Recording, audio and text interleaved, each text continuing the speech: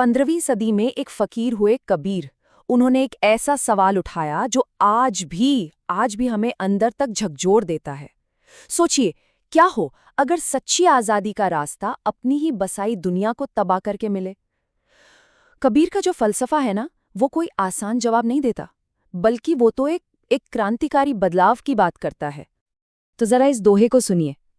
कबीरा खड़ा बाजार में लिए लुकाठी हाथ, जो घर फूके आपनो चले हमारे साथ।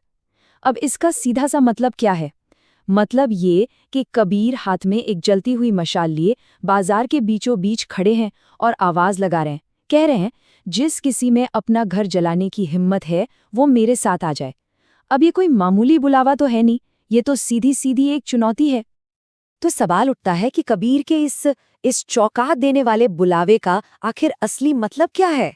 कौन सा घर है ये जिसे जलाने की बात हो रही है? और सबसे बड़ा सवाल कि अपना ही घर जलाकर मिलेगा क्या? चलिए मिलकर इस गुत्थी को सुलझाने की कोशिश करते हैं। अब इस पूरी पहेली को समझने की जो पहली चाबी है ना, वो घर शब्द में ही छिपी है। हमें ये समझना होगा कि जब कबीर घर की बात कर रहे हैं तो उनका इशारा आखिर है किस तरफ। और देखिए, यहीं पर बात सबसे दिलचस्प हो जाती है। कबीर किसी ईंट पत्थर से बने मतलब किसी फिजिकल मकान की बात बिल्कुल नहीं कर रहे। वो घर असल में हमारे अंदर है। हाँ, ये हमारी अपनी बनाई हुई एक दिमागी दुनिया है, एक ऐसा ढांचा जिसमें हम न जाने कब से जी रहे हैं।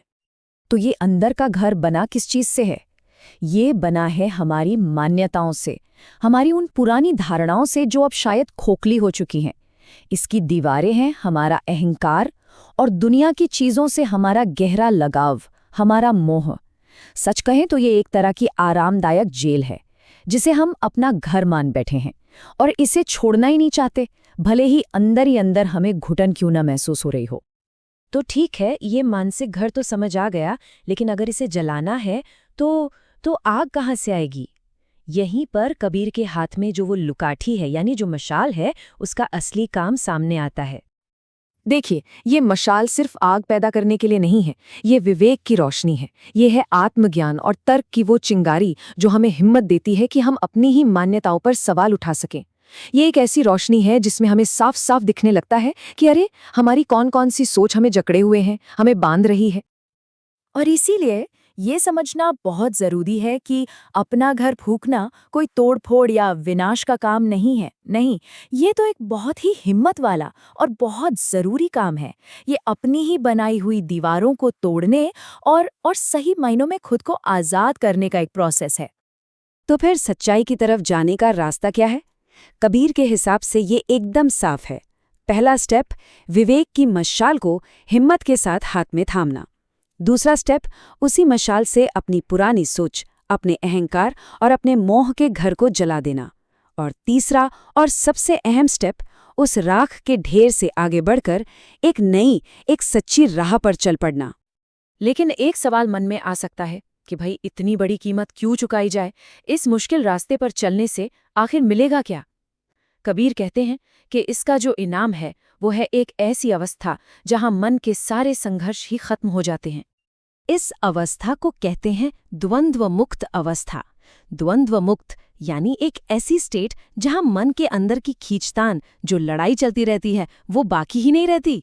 ये सुख दुख, पसंद नापसंद, अच्छा बुरा, इन सब झूलों से आज़ादी है।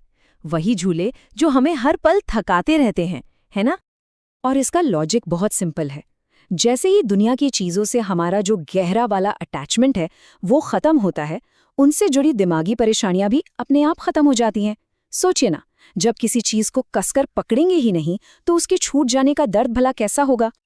तो ये साफ है कि कबीर का ये बुलावा हर किसी के लिए नहीं है।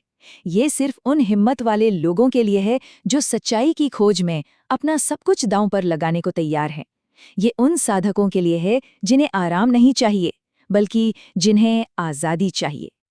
कबीर की वो मशाल आज भी जल रही है, उनकी आवाज़ आज भी गूंज रही है, और वो हम सबसे एक ही सवाल कर रही है। क्या किसी में खुद को जड़ से बदल डालने की हिम्मत है? क्या कोई है जो अपने ही बनाए घर को फूंक कर खुली हवा में सांस लेने के लिए तैयार है?